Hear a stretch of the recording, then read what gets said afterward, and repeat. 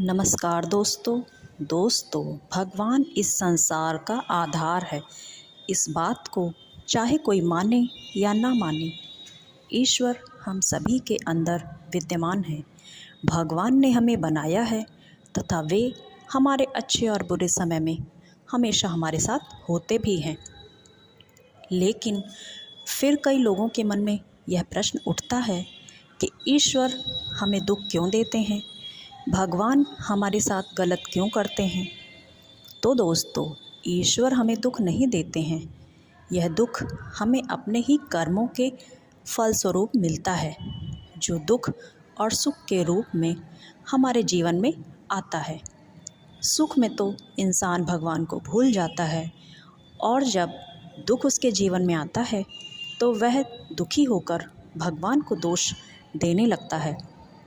दोस्तों, यह दुख और सुख का लेखा जोखा केवल इस जन्म का ही नहीं होता, बल्कि इसका संबंध कई कई जन्मों से है।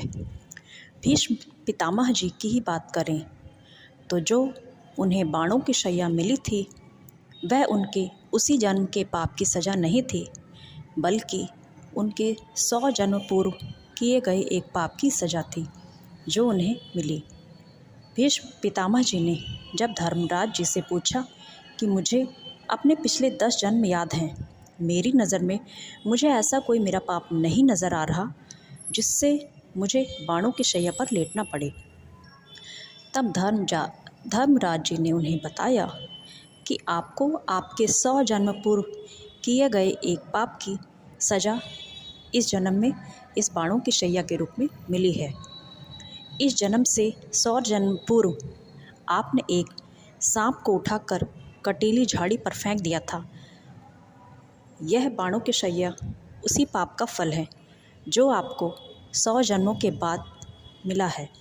तो दोस्तों, भीष्म पितामह जैसा विद्वान व्यक्ति भी जब अपने 100 जन्म पूर्व किए गए पाप को भुगतता है, तो हम सब क्या हैं।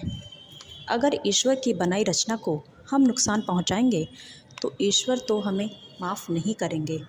हमारे घर में ही यदि कोई अगर आकर हमारे घर की चीज़ों को नष्ट करे, तोड़े फोड़े या नुकसान करे, तो हमें भी तो दुख होगा ही और उस पर गुस्सा आएगा ही।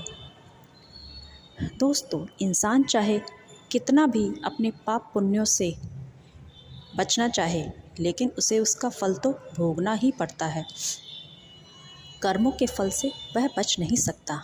लोगों को लगता है कि कोई इंसान बहुत गलत कर्म कर रहा है फिर भी बहुत सुखी दिख रहा है, जबकि हम अच्छे कर्म कर रहे हैं, पूजा पाठ धर्म कर्म कर रहे हैं, फिर भी हम दुखी रह रहे हैं।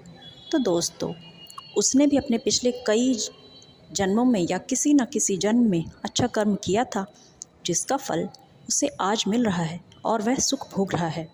और जो वह आज गलत कर्म कर रहा है, उसका फल भी उसे अवश्य ही मिलेगा, चाहे इसी जन्म में मिले या उसके आने वाले कई जन्मों में। तो दोस्तों, यह थे कर्मों का फल।